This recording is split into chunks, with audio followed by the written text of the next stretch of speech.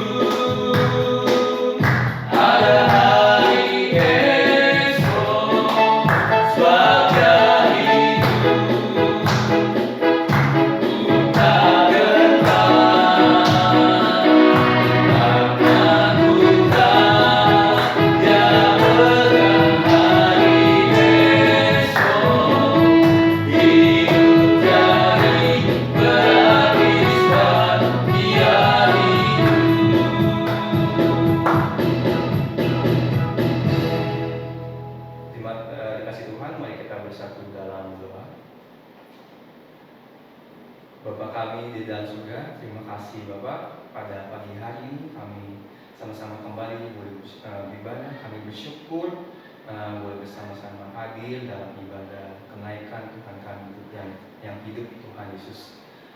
Kiranya Engkau berkati Tuhan ibadah kami, berkati iman kami terpisah jarak dan waktu. Tapi kami bersyukur kami boleh sama-sama rindu hadir dalam ibadah ini. Terima kasih Tuhan, kami serahkan ibadah kami pada pagi hari ini. Biarnya Tuhan yang melawat setiap ibadah kami dari awal hingga akhir. Dalam nama-Mu Tuhan, Yesus kami sudah berdoa. Amin. Ya. Dipersilakan duduk. Sebelum kita mendengarkan firman Tuhan yang disampaikan oleh hambanya, kita mau angkat lagi sebuah pujian, mulia sembah Raja Mulia.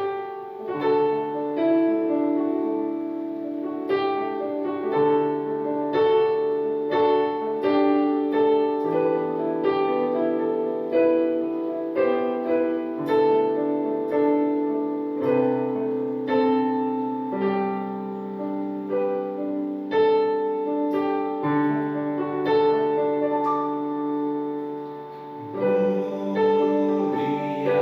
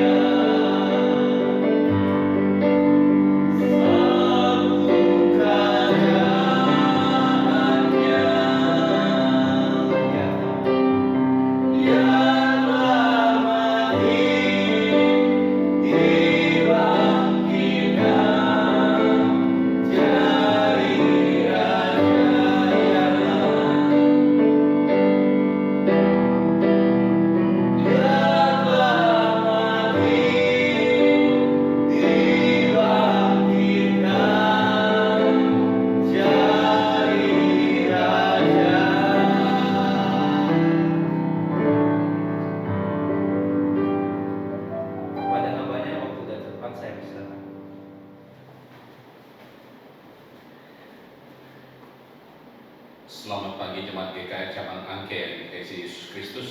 Kita bersyukur karena pagi hari ini diberi kesempatan oleh Tuhan untuk boleh bersama-sama mengadakan ibadah peringatan kenaikan Tuhan Yesus ke surga, menyediakan tempat bagi setiap kita yang percaya. Mari kita sebelum merenungkan firman Tuhan, kita akan menaikkan doa syafaat kita karena bersamaan hari ini adalah kebaktian doa Kamis yang seharusnya kita adakan malam hari ini, tetapi kita adakan sekaligus dalam ibadah pagi hari ini. Mari kita bersama-sama, pertama-tama kita menaikkan syukur kepada Tuhan oleh karena anugerah dan segala kebaikan Tuhan yang Tuhan nyatakan dalam kehidupan kita pribadi, keluarga, dan juga gereja kita sampai saat ini. Kita membuka suara bersama-sama.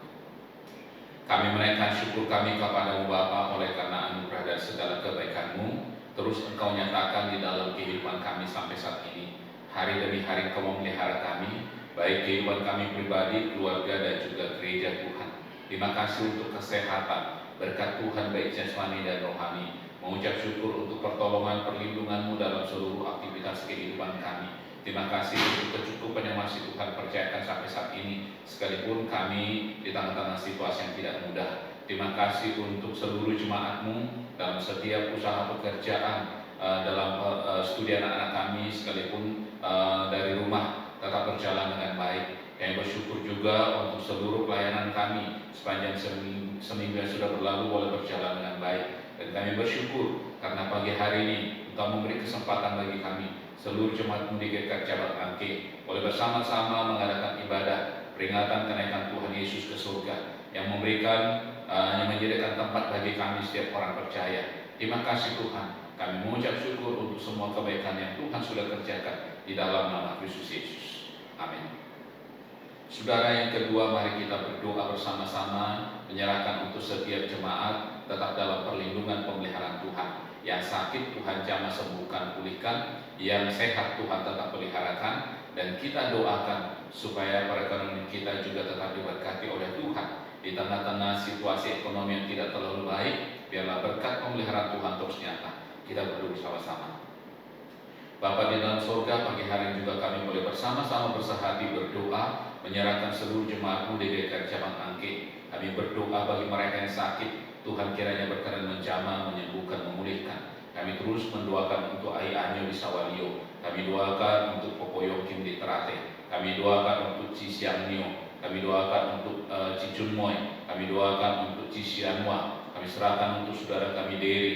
Berdoa menyerahkan untuk Francesco, anak Ferry dan Lia. Berdoa menyerahkan pemulihan saudara kami Dery. Berdoa menyerahkan untuk pemulihan saudara kami Ferry. Demikian juga dengan Popo Mimi. Kami doakan untuk Pak Kinceng. Kami berdoa menyerahkan kesehatan Ciaju. Kami doakan untuk Potingkuang, Papa Tiki. Kami berdoa menyerahkan untuk kesehatan Ci Ana. Kami berdoa menyerahkan untuk kesehatan Ko Alu dan juga Kici Yukme. Kami serahkan kesehatan untuk Cilinda. Demikian juga dengan Mama Hendri Sulesli. Kami doakan untuk kesehatan Ci Liwa dan juga Ko Suryadi.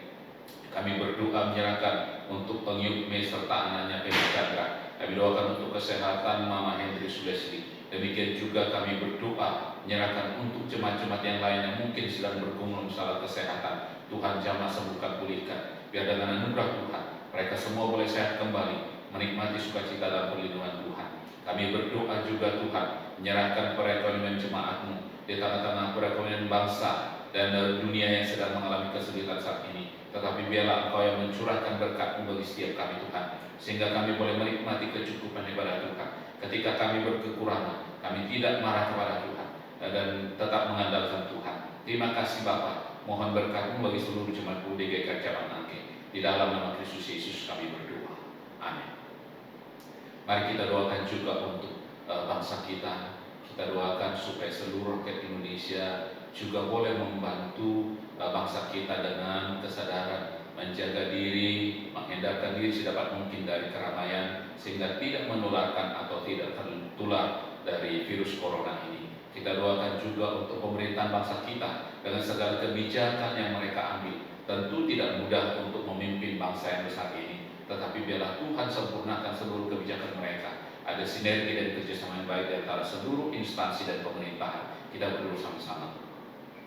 Bapa di dalam surga, kami berdoa buat bangsa kami Tuhan. Saat ini bangsa kami mengalami situasi tidak mudah, tetapi bukan hanya bangsa kami, tetapi seluruh dunia mengalami dampak daripada corona virus ini. Tuhan tolong supaya situasi ini boleh terkendali dengan segala kebijakan yang dipikirkan dan diputuskan oleh pemerintah bangsa kami, boleh tetap menjalankan pemerintahan dengan baik, berdampak positif bagi kebaikan seluruh rakyat Indonesia. Demikian juga dengan seluruh rakyat Indonesia boleh mendukung pemerintah untuk menghentikan atau memperlambat laju dampak daripada corona ini dengan menjaga diri tidak masuk ke dalam kerumunan untuk tidak menularkan atau tidak tertular. Kami doakan juga untuk para medis yang sedang bekerja, Tuhan tolong mereka tidak putus asa sekalipun kami tahu mereka sudah letih. Biarlah Tuhan yang menolong mereka, menguatkan mereka, jagai lindungi mereka. Demikian juga keluarga mereka. Demikian juga kami berdoa buat presiden kami, seluruh jajaran menteri. Ada sinergi yang baik di antara seluruh instansi pemerintahan yang ada, sehingga tidak saling bertabrakan keputusan atau kebijakan-kebijakan yang diambil, sehingga boleh mendukung lancarnya pemulihan situasi bangsa kami, baik pemulihan penanggulangan virus corona ini maupun pemulihan ekonomi bangsa kami. Terima kasih Bapak, berkati seluruh keberadaan bangsa kami. Demikian juga seluruh rakyat Indonesia. Di dalam nama Kristus Yesus kami berdoa. Amin. Saudara yang kekasih dalam Kristus Yesus, sebelum kita merenungkan firman Tuhan pagi hari ini, mari kita berdoa memohon pertolongan Roh Kudus. Terima kasih Bapa karena Engkau terus memelihara hidup kami dan memberikan kesempatan bagi kami pagi hari ini boleh bersama-sama kembali membaca merenungkan bagian firman-Mu. Kiranya Roh Kudus menenangkan hati kami untuk boleh menikmati kebenaran firman Tuhan, menikmati berkat-Mu. Kami serahkan waktu ini dan tolong hamba-Mu juga yang men-sharingkan kebenaran firman Tuhan ini. Kami boleh bersama-sama belajar merendahkan hati di hadapan Tuhan. Ini doa dan permohonan kami, demi Yesus kami berdoa. Amin. Saudara yang terkasih dalam Kristus Yesus, perenungan kita pagi hari ini, saya ajak kita untuk membaca satu bagian firman Tuhan dari Kisah Rasul 1 ayat 1 sampai 11. Kisah Rasul 1 ayat 1 sampai 11. Saya berharap kita semua membaca dari kitab kita masing-masing. Demikian firman Tuhan. Roh Kudus dijanjikan. Hai Theophilus, dalam buku yang pertama aku menulis tentang segala sesuatu yang dikerjakan dan diajarkan Yesus sampai pada hari ia terangkat. Sebelum itu ia telah memberi perintahnya oleh Roh Kudus kepada rasul-rasul yang dipilihnya.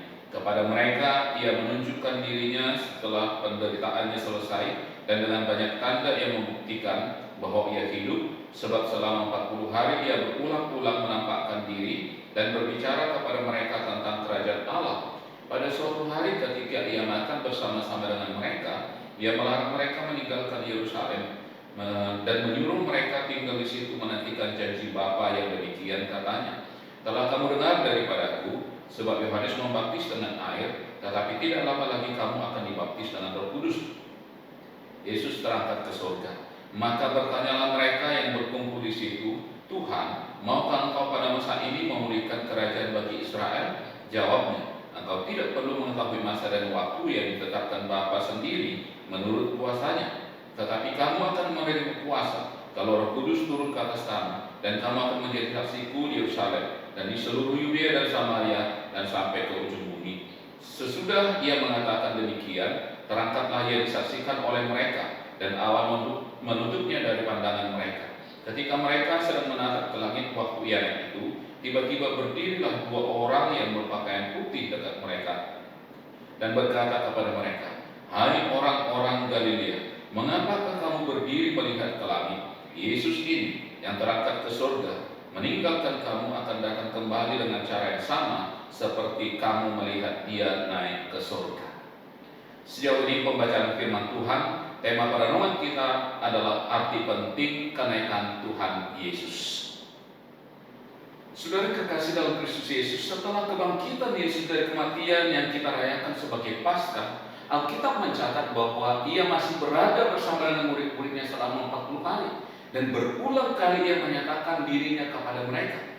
Hal itu dicatat di dalam ayat yang ketiga yang barusan kita baca tadi. Seorang teolog bernama Charles Spurgeon mengatakan, Juru Selamat kita tidak akan pergi ke surga sampai ia telah menetapkan fakta kebangkitannya pada dasar yang tidak akan digoyahkan. Hal ini memperlihatkan kepada kita betapa pentingnya arti kenaikan Yesus ke surga. Hal ini juga dinyatakan di dalam Roma pasal yang ke-10 ayat yang ke-9. Sebab jika kamu mengaku dengan mulutmu bahwa Yesus adalah Tuhan dan percaya dalam hatimu bahwa Allah telah membangkitkan Dia antara orang mati, maka kamu akan diselamatkan. Saudara, ayat ini memperlihatkan kepada kita percaya akan kebangkitan dan kenaikan Yesus akan menjadi jaminan bagi keselamatan kita. Demikian juga di dalam 1 Korintus 15 ayat yang ke-3 sampai 8 yang berkata demikian. Sebab yang sangat penting telah kusampaikan kepadamu, yaitu apa yang telah kuterima sendiri, ialah bahwa Kristus telah mati karena dosa-dosa kita sesuai dengan kitab suci, bahwa Ia telah dikuburkan dan bahwa Ia telah dibangkitkan pada hari yang ketiga sesuai dengan kitab suci, bahwa Ia telah menampakkan diri kepada Kefas dan kemudian kepada ke-12 muridnya. Sesudah itu Ia menampakkan diri kepada lebih dari 500 saudara sekaligus. Kebanyakan dari mereka masih hidup sampai sekarang, tetapi beberapa di antara mereka telah meninggal. Selanjutnya Ia menampakkan diri kepada Yakobus, kemudian kepada semua rasul, dan yang paling akhir dari semuanya Ia menampakkan diri juga kepada aku, sama seperti kepada anak yang lahir sebelum waktunya. Saudara, ketika Yesus telah kebangkitannya berulang kali memperlihatkan dirinya, tentulah ada sukacita di dalam hati para muridnya. Mereka berkobar-kobar bersemangat kembali untuk mengiringi Yesus. Tetapi muncul pertanyaan, kenapa sekarang Yesus harus pergi meninggalkan mereka? Bukankah lebih baik jika Yesus ada tetap bersama dengan mereka, melayani bersama-sama, menjalani kehidupan secara manusia bersama-sama? Saudara, memang itulah harapan manusiawi. Tetapi dalam pandangan Allah dan rencana Allah yang sempurna tidaklah demikian. Sebagaimana dikatakan di dalam Yohanes 16 ayat yang ke-7a, di mana Yesus berkata demikian, namun benar yang kukatakan ini kepadamu adalah lebih berguna bagi kamu jikalau aku pergi. Maka pertanyaannya sekarang, jikalau lebih berguna jika Yesus pergi atau kembali ke surga, apakah pentingnya dan kebergunaannya? Saudara, saya akan mengajak kita melihat beberapa hal. Yang pertama, menunjukkan bahwa misi penebusan manusia dari belenggu dosa sudah selesai. Di dalam Yohanes pasal yang ke-17 ayat yang ke-4 sampai 5, Yesus berkata demikian.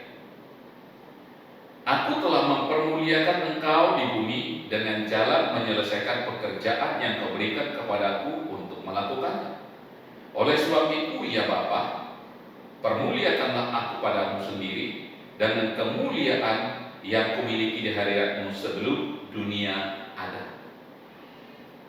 Saudara, Yesus berkata, aku telah mempermuliakan engkau di bumi dengan jalan menyelesaikan pekerjaan yang kau berikan kepadaku untuk melakukannya. Pekerjaan apa yang dipercayakan Bapa kepada Yesus? Yaitu menebus manusia dari belenggu dosa melalui karya salib, dan itu sudah dikerjakan dengan sempurna oleh Yesus. Jikalau pekerjaan itu sudah selesai, maka Dia harus kembali kepada Dia yang sudah mengutusnya untuk melakukan tugas itu. Saudara, jikalau seorang pimpinan perusahaan mengutus seorang asistennya ke satu daerah untuk mengerjakan satu tugas, maka jikalau ia sudah menyelesaikan tugas itu, asisten atau karyawan itu akan segera kembali memberikan laporan penyelesaian tugasnya kepada pimpinannya. Dia tidak akan mungkin terus berada di daerah di mana dia diutus untuk melaksanakan tugas itu, karena tugasnya sudah selesai. Hal seperti itulah yang sedang dan sudah dikerjakan oleh Yesus. Ia datang ke dalam dunia, mengalami penderitaan, dari kekekalan masuk ke dalam keterbatasan, dari kemuliaan masuk ke dalam kehinaan, untuk melakukan sebuah misi, yaitu menebus saudara dan saya dari belenggu dosa. Dan setelah ia melakukan semuanya itu, maka di dalam Yohanes 19 ayat yang ke-30, Yesus ketika tergantung di atas kayu salib, Dia berkata, sudah selesai. Apa maksudnya sudah selesai? Saudara, hal ini bisa menunjuk kepada dua hal. Yang pertama, bisa menunjuk kepada karya penyelamat manusia yang telah selesai dengan sempurna. Artinya, bahwa saudara dan saya tidak perlu melakukan apa-apa lagi yang perlu ditambahkan supaya engkau dan saya selamat. Karya keselamatan itu sudah sempurna melalui karya penebusan Kristus di atas kayu salib, melalui pencurahan darah Kristus Yesus. Kita nggak perlu menambahkan apa-apa, apakah itu berbuat baik atau beramal atau apapun, karena sudah selesai dan sempurna. Tetapi yang kedua, kata selesai bisa menunjuk kepada penyelesaian tugas yang dipercayakan oleh Bapa kepadanya. Jikalau dia sudah selesai, maka dia dapat kembali ke tempat di mana ia sebelumnya berada. Dia kembali ke surga karena memang Yesus berasal dari surga.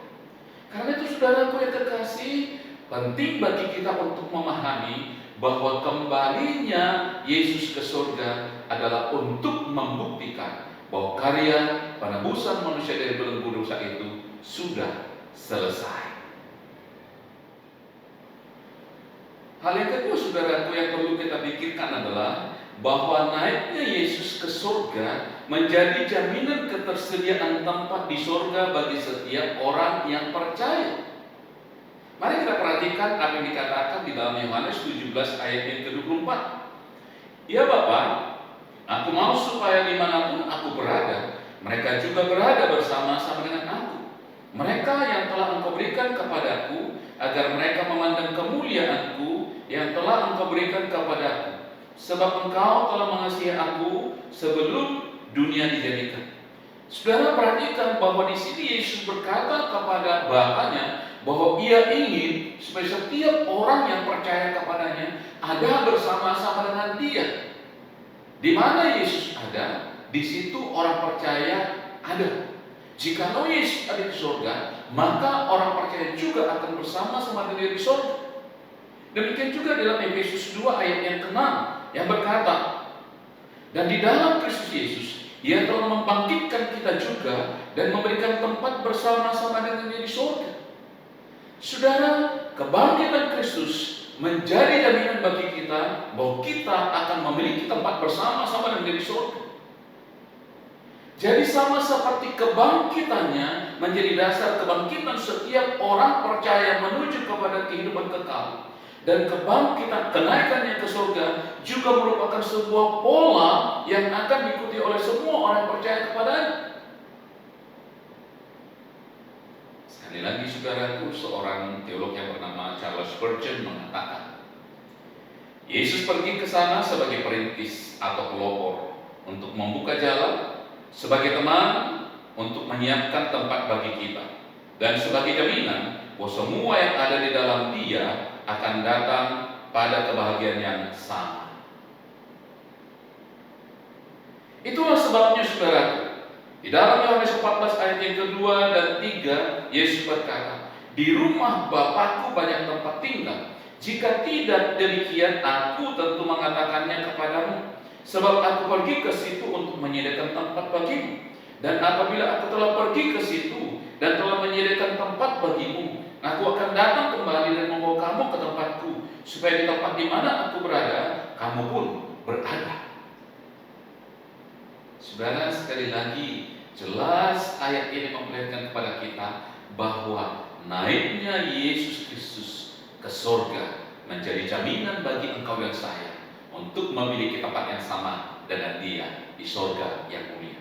Itu sebabnya saudaraku yang terkasih, setiap kali ada seorang yang percaya meninggalkan dunia ini, maka dikatakan telah kembali ke rumah Bapa di surga, atau rest in peace. Saudaraku, jelas bahwa tujuan orang percaya itu jelas. Mereka tidak pergi kemana-mana, mereka tidak akan salah alamat. Mereka memiliki satu tempat yang dituju dan pasti, yaitu kembali ke rumah Bapa di surga. Kenapa? Karena Yesus sudah menyediakan tempat bagi setiap orang yang percaya. Saudaraku, hal ini juga memperlihatkan kepada kita bahwa bumi yang kita injak saat ini atau bumi di mana kita tinggal saat ini bukanlah tempat yang menetap bagi kita. Bumi di mana kita hidup saat ini adalah tempat sementara, adalah perantauan sementara. Satu saat nanti, ketika kita menyelesaikan tugas dalam dunia ini, kita akan kembali ke tempat di mana kita seharusnya berada. Kalau belakangan ini kita disibukkan atau dipenuhi dengan berita-berita mengenai mudik atau pulang kampung,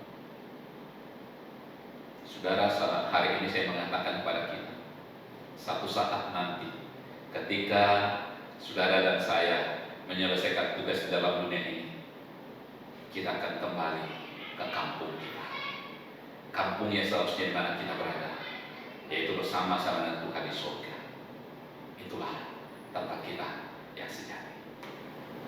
Hal yang ketiga yang perlu kita perhatikan dari bagian firman Tuhan ini mengenai arti pentingnya kenaikan Yesus adalah supaya Roh Kudus turun.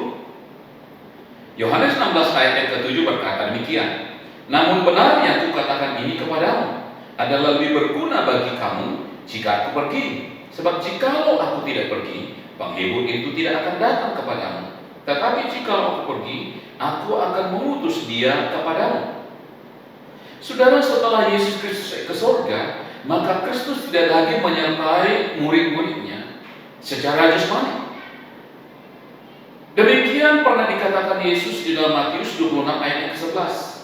Karena orang-orang miskin selalu ada padamu, tetapi aku tidak akan selalu bersama-sama kamu. Tetapi dengan turunnya Roh Kudus, saudara, maka penyertaan Allah terhadap murid-muridnya, penyertaan Allah terhadap setiap orang percaya, penyertaan Allah di dalam pekerjaan Tuhan menyebarkan Injil yang dilakukan oleh setiap orang percaya atau gereja, tidak lagi akan terbatas secara fisik, tidak lagi terbatas oleh ruang dan waktu, tetapi Allah di dalam keberadaan Roh Kudus akan menyertai setiap kita kapanpun dan dimanapun kita berada.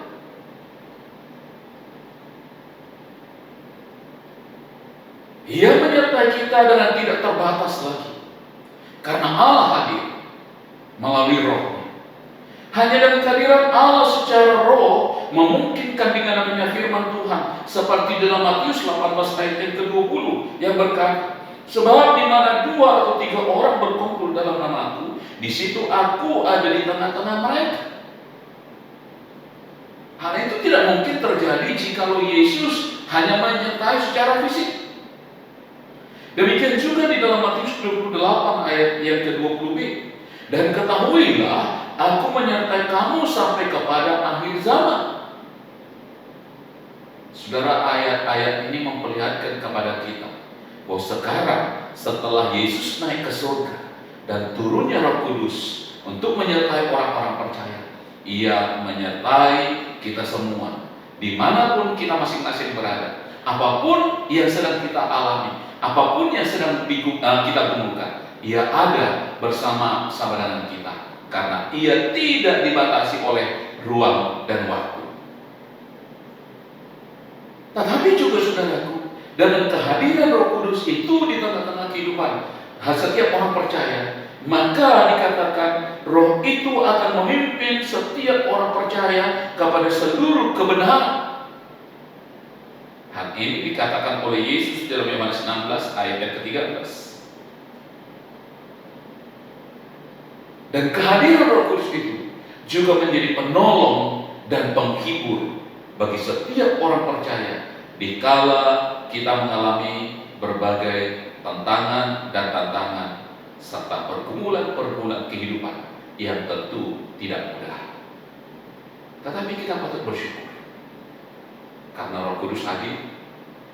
Ia ada di dalam kehidupan kita, Ia menyertai kita, Ia mengerti pergumulan-pergumulan kita, Ia menjadi penolong, Ia menjadi penghibur. Kita bersyukur kepada Tuhan. Poin yang keempat yang dapat kita belajar dari bagian firman Tuhan ini adalah bahwa jikalau Yesus sudah naik ke surga, itu berarti saudaraku, bahwa Yesus akan datang kembali dengan segera. Mari kita perhatikan ayat yang ke-10 dan ayat yang ke-11 dari Kisah Rasul 1 yang sudah kita baca tadi. Saya bacakan sekali lagi. ketika mereka sedang menatap ke langit waktu ia naik itu, tiba-tiba berdirilah dua orang yang berpakaian putih dekat mereka dan berkata kepada mereka, "Hai orang-orang Galilea, mengapakah kamu berdiri melihat ke langit? Yesus ini yang terangkat ke surga meninggalkan kamu akan datang kembali dengan cara yang sama seperti kamu melihat dia naik ke surga." Saudara, haleluya. Karena ternyata Yesus tidak hanya sekedar naik, tetapi satu saat nanti setelah dia menyediakan tempat bagi setiap orang percaya, dia akan datang kembali untuk menjemput saudara dan saya, untuk membawa engkau dan saya supaya di tempat di mana ia berada, kita pun berada. Satu saat nanti, dalam waktu yang tidak lama lagi, tetapi entah kapan itu akan tergenapi, namun pasti akan digenapi. Yesus akan datang kembali dengan segera. Saudara, ada banyak orang yang kemudian meragukan, betulkah Yesus datang kali kedua? Sebab janji kedatangan Yesus itu sudah disampaikan lebih kurang 2000 tahun yang lalu. Tetapi dalam realitanya sampai hari ini Yesus tidak kunjung datang. Kemudian mereka meragukan kebenaran firman Tuhan. Dan sebagian orang kemudian justru menyempatkan diri dalam kehidupan ini untuk berbuat dosa dengan beranggapan bahwa Yesus tidak akan pernah datang. Tetapi saudara yang terkasih dalam Kristus Yesus, saya sungguh berharap sebagai jemaat GKI Cabang Angke, kita tidak termasuk orang yang demikian.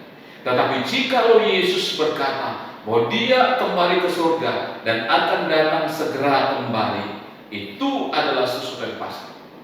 Dari seluruh janji Allah dalam Alkitab, mulai dari Kejadian 1 ayat 1 sampai Wahyu 22 ayat 21, semuanya sudah digenapi oleh Allah. Hanya tinggal satu, yaitu kedatangan Yesus kali yang kedua yang belum digenapi. Mungkinkah janji yang satu ini akan tidak digenapi? Saya tidak yakin. Saudaraku yang terkasih dalam Kristus Yesus, tanda-tanda yang sudah dikatakan oleh Yesus berkaitan dengan kedatangannya kali yang kedua sudah jelas dan sudah tergenapi. Bencana alam, kelaparan, peperangan, sakit penyakit, dan lain sebagainya, hal-hal yang tidak pernah terpikirkan oleh kita, hal yang aneh-aneh di luar kemampuan kita untuk bisa berpikir, terjadi hari ini, saudara. Konflik antar bangsa, konflik antar suku, kelaparan, penderitaan, dan lain sebagainya. Saudara, bukankah itu sudah dikatakan oleh Allah bahwa tanda-tanda itu akan mendahului sebelum kedatangan Yesus kali yang kedua? Saudara, mari kita perhatikan apa yang dikatakan oleh Paulus di dalam 1 Tesalonika 4 ayat 13 sampai 18. Saudara, ketika Paulus menuliskan atau berbicara mengenai kedatangan Yesus kali yang kedua di dalam 1 Tesalonika 4 13 sampai 18, perikop ini diapit oleh dua perikop, satu sebelumnya dan satu sesudahnya. Perikop yang mengapit dia yang pertama adalah di dalam 1 Tesalonika 4 ayat 1 sampai 12. Perikop ini berbicara mengenai nasihat supaya orang-orang percaya menjalani hidup di dalam kekudusan. Dan perikop kedua yang mengapitnya atau sesudahnya adalah 1 Tesalonika 5 ayat yang pertama sampai ayat yang ke-11. Perikop ini berbicara mengenai nasihat supaya berjaga-jaga. Saudara perhatikan bahwa ketika Anda dan saya sedang menunggu kedatangan Yesus kali yang kedua, Paulus atau firman Tuhan tidak berkata, mari kita bersantai, mari kita hidup seenaknya, marilah kita menikmati dosa. Tidak, saudara. Jelas melalui perikop ini atau bagian-bagian firman Tuhan ini, Paulus mengingatkan kita, sembari engkau dan saya menunggu kedatangan Yesus kali yang kedua, sembari engkau dan saya menantikan Yesus datang kali yang kedua yang segera akan terjadi, dia menasihatkan kita untuk satu, hiduplah di dalam kekudusan. Yang kedua, hiduplah dengan berjaga-jaga. Saudara, apa yang dimaksud Paulus dengan nasihat supaya hidup dengan kekudusan? Roma 13 ayat 12 sampai 14. Di sana Paulus mengingatkan kita supaya kita menanggalkan perbuatan kegelapan dan mengenakan perlengkapan senjata terang. Di sini Paulus sedang menganalogikan bahwa kehidupan dalam dosa itu seperti kita sedang mengenakan pakaian. Jikalau kita terus mengenakan pakaian itu, kita tidak sadar bahwa pakaian itu sebenarnya sudah kotor atau pakaian itu sudah rusak. Ada sesuatu yang tidak beres dengan pakaian itu. Tetapi kita sudah menikmati mengenakan pakaian itu. Maka Paulus berkata, tanggalkan pakaian itu, tanggalkan dosa itu, supaya kita bisa mengenakan pakaian yang baru. Saudaraku, kata tanggalkan mengandung arti menanggalkan atau melepaskan dengan cara paksa. Saudara, melepaskan kehidupan dari dosa itu bukan sesuatu yang mudah. Karena dampak dosa itu begitu melekat, begitu mengikat. Dan dosa itu sepertinya begitu nikmat untuk kita jalani. Tetapi Paulus mengatakan tanggalkan dengan cara paksa bila perlu, supaya kita bisa terbebas dari kehidupan yang tidak berkenan kepada Allah dan diganti dengan kehidupan di dalam kekudusan. Tetapi bukan hanya itu, Paulus juga menasihatkan supaya kita berjaga-jaga. Saudaraku, berjaga-jaga bukan berarti berdiam diri, duduk dan melipat tangan atau bersantai. Tidak. Tetapi juga dengan tetap aware, mawas diri, bersiap sedia. Saudara, kalau saudara melintasi depan Istana Merdeka, di beberapa titik ada pos penjagaan. Di situ akan selalu ada militer yang berjaga-jaga dengan senjata lengkap. Dia tenang, dia berdiam, tetapi bukan berarti dia tidak mawas diri. Dia selalu aware, dia selalu waspada, mengantisipasi segala kemungkinan. Demikian juga dengan kita. Kita tidak tahu kapan kedatangan Yesus kali kedua. Kita tidak tahu kapan itu terjadi. Mungkin nanti sebentar, mungkin nanti malam, mungkin besok, mungkin lusa, mungkin akhir tahun ini. Kita tidak tahu. Tetapi memang Tuhan berkata, berjaga-jagalah. Matius 24 ayat yang ke-6 berkata demikian, 46 berkata demikian. Berbahagialah hamba yang didapat tuannya melakukan tugasnya ketika tuannya itu datang. Saudaraku, jikalau kita diperumpamakan seperti seorang karyawan dan Tuhan Yesus adalah Tuhan yang pada waktunya akan datang, dan jikalau ketika Ia datang itu kita tidak ditemukan sedang berjaga-jaga, kita ditemukan sedang tertidur, betapa memalukannya. Tetapi sebaliknya, betapa bahagianya Anda dan saya jikalau pada saat kedatangan Yesus kali yang kedua itu Ia menemukan kita sedang berjaga-jaga. Ia sedang menemukan kita hidup di dalam kekudusan. Ia sedang menemukan kita melakukan kebenaran-kebenaran. Ia sedang menemukan kita melayani Dia dan melayani pekerjaan Tuhan.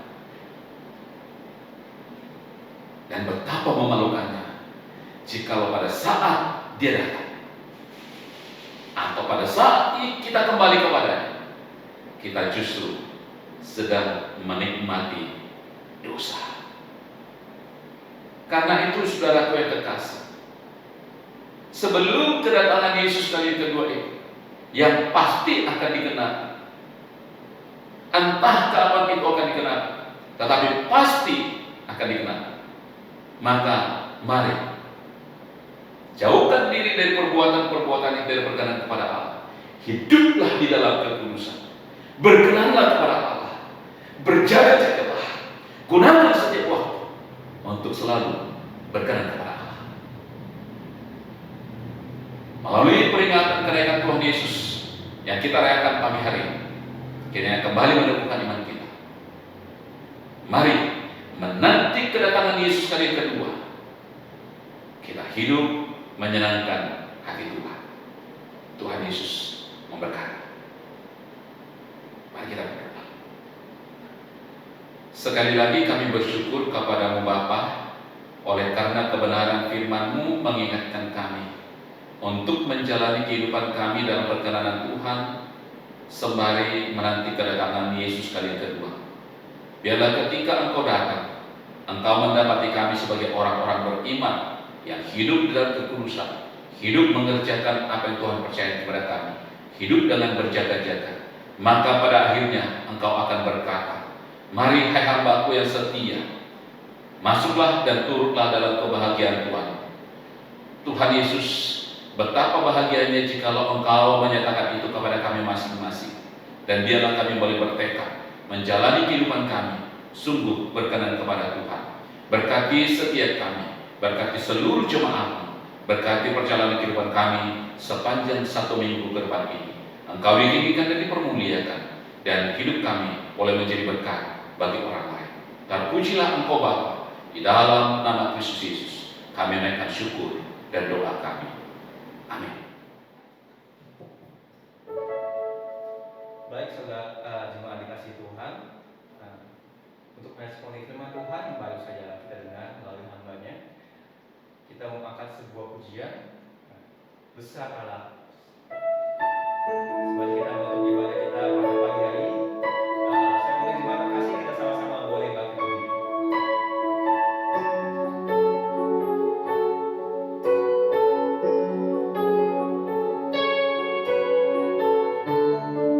Bila kita mengambil pujian ini bahwa Allah kita Allah yang besar, Allah yang hidup.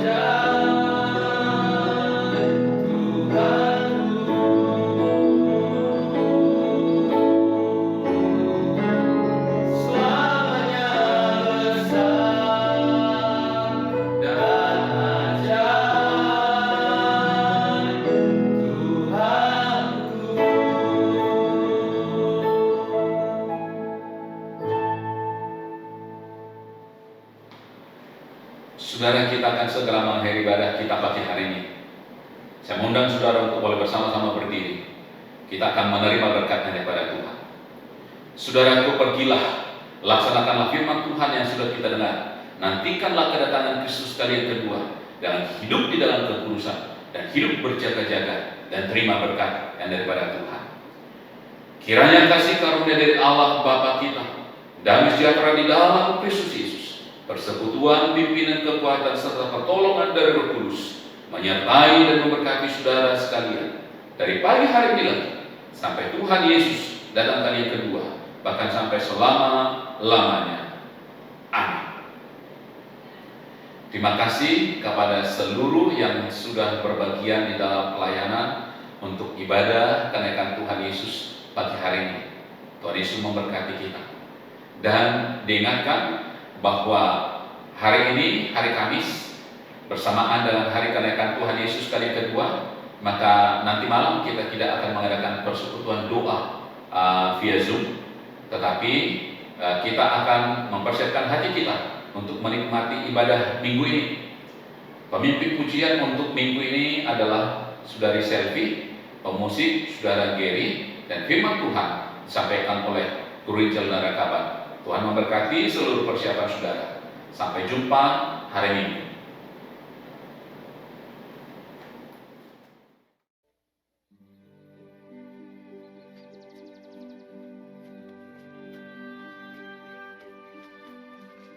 Remember that when I was with you,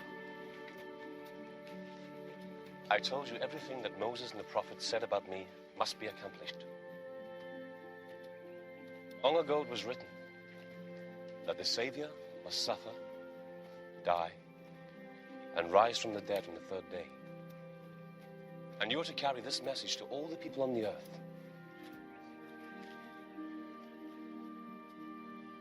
There is forgiveness of sins to all who turn to me in repentance. Lord, are you going to free Israel now and make it your kingdom? The Father has set those times and dates. It isn't for you to know them now. But you will receive great power when the Holy Spirit comes upon you. And you will be my witnesses in Jerusalem, throughout Israel and Samaria, and even to the ends of the earth. Heal the sick, raise the dead, cleanse those who have leprosy, drive out demons. Freely you have received, freely give. Remember that I am with you always, even until the end of the world.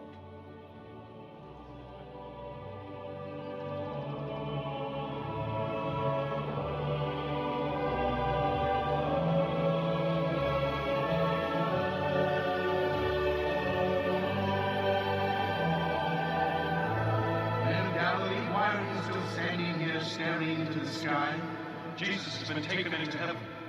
But someday, just as you saw him leave, he will return.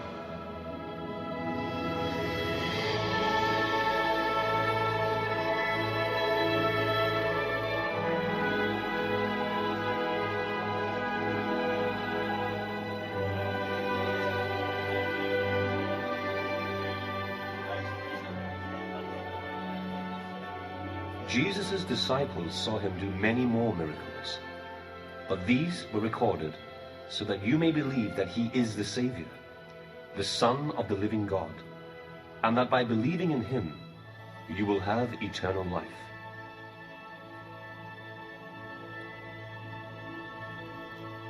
The word that was in the beginning is near you. It is in your mouth and in your heart. For if you confess with your mouth Jesus is Lord, and believe in your heart that God raised him from the dead, you will be saved.